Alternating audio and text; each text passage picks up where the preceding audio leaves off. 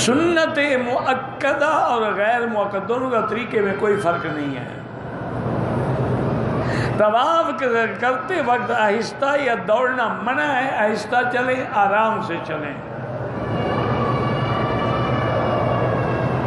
نماز عصر یا عشاء یا مغرب کی تیسری رکعت میں امام قرات نہیں کرتے ہیں تو ہمیں بھی خاموش رہنا چاہیے. وہ تو پڑھ رہے ہیں لیکن آہستہ پڑھ رہے ہیں، چونکہ حضور کی حدیث ہے کہ جس کا امام ہو، امام کی قرات جو ہے وہ مقتدی کی قرات ہے.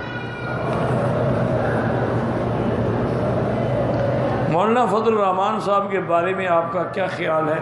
میں تو یہ جانتا ہوں کہ مفتی صاحب کے بیٹے ہیں. وہ خود مفتی صاحب بہت بڑے عالم تھے، میرے استاد تو نہیں تھے لیکن استادوں کی جگہ پر تھے، اور یہ بھی ان کے بیٹے ہیں، بڑے عالم ہیں. باقی سیاست جانے، تم جانو، تمہارا کام کیا ہے. ہم تو وہ بات بتائیں گے جو ہم جانتے ہیں. آپ اگر مجھ سے سیاسی بات پوچھیں گے تو مجھے اس کا کیا پتہ ہے.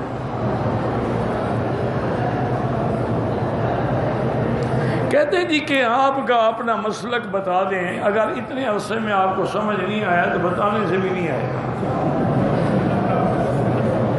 مجھے کیا ضرورت ہے آپ کو بتانے کی؟ اتنا عرصہ گزر گیا ابھی تک تمہیں پتہ نہیں لگا کہ زلیخا مرد تھی یا عورت تھی. اور کسی نے استاد سے پڑھی تھی نا یوسف زلیخا. جب کتاب ختم ہو گئی تو شاگرد بڑا شوق سے، استاد زلیخا عورت تھی کہ مرد تھی؟ انہوں نے کہا ایسے شاگرد ہوں تو مجھے پڑھانے پر بھی افسوس ہے. کتاب ختم ہو گئی تمہیں ابھی تک پتہ نہیں لگا کہ زلیخا عورت تھی یا مرد تھی. ساری زندگی گزر گئی، کتابیں چھپ گئیں، لائیو پہ روزانہ درس سنتے تمہیں پتہ نہیں لگا. تو مجھے بتانے کی کوئی ضرورت نہیں.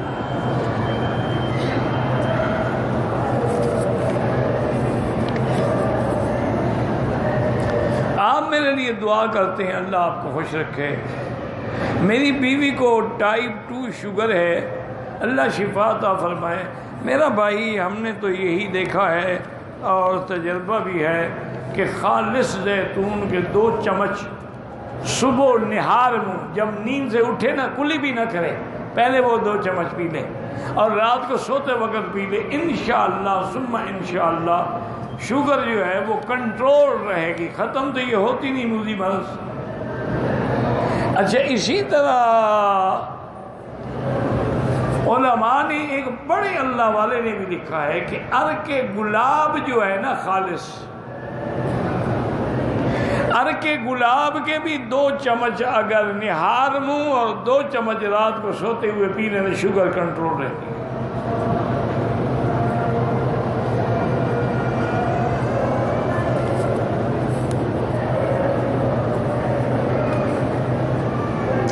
بیوہ خاتون کے بچے بالغ ہیں یا نابالغ ہیں، شوہر کے مکان میں رہے یا فروخت کر کے تقسیم کرنے ہوں. دیکھیں میری بہن، بات یہ ہے کہ وہ مکان تو تمہارے شوہر کا تھا نا، تو اس کی وراثت اس کی اولاد کو ملے گی، تمہیں بھی ملے گی 8واں حصہ. اب تمہاری مرضی ہے، رہنے میں راضی ہو تو رہنے، رہتے رہو، بیچنا ہے تو بیچ لو. پھر کہاں دھکے کھاؤ گے دوسرا مکان نہ ملے. بہرحال وہ تمہارے خاوند کی جائیداد ہے، اس کی موت کے بعد لڑکوں کو بھی ملے گا، اولاد کو بھی ملے گا، تمہیں بھی 8واں حصہ ملے گا. تمام ائمہ کے نزدیک مکروہ اوقات میں نماز نہیں پڑھنی چاہیے. صرف گنجائش ہے طواف کے بعد 2 رکعت پڑھنے کی یا تحیت المسجد کی، وہ بھی امام احمد ابن حنبل رحمۃ اللہ باہر وہ بھی قائل نہیں ہے، مسجد قباء میں بھی قائل نہیں ہے.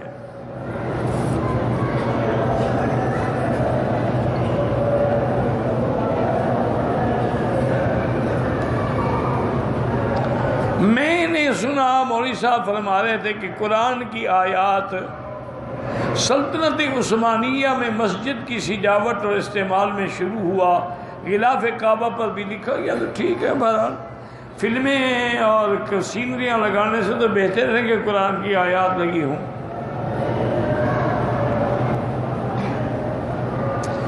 جمعہ کی نماز کی مؤکدہ سنتیں 4 رکعت پہلے ہیں اور 4 رکعت بعد میں ہیں.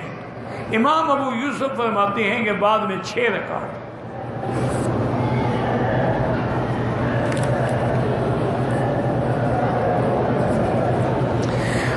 کرنے کے لیے حدود حرم سے باہر جا کے نیت کرنی ہے۔ یہ ضروری نہیں کہ جیرانہ ہو، عرفات ہو، حدیبیہ ہو، مسجد عائشہ ہو، یعنی حد حرم کے باہر سے نیت کر کے آئے۔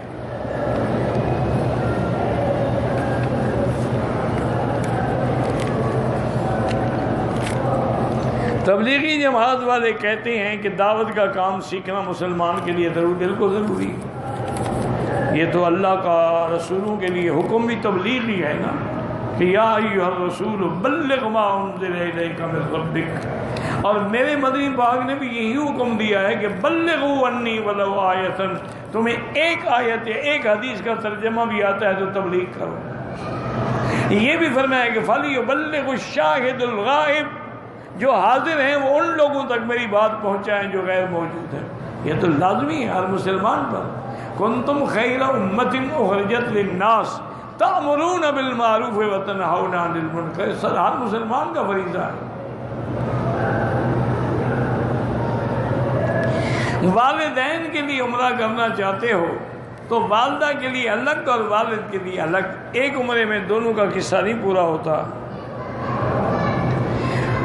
عمرے یا حج کا دم جو ہے مدینہ پاک میں نہیں دے سکتے، مکے میں اور حدود حرم میں۔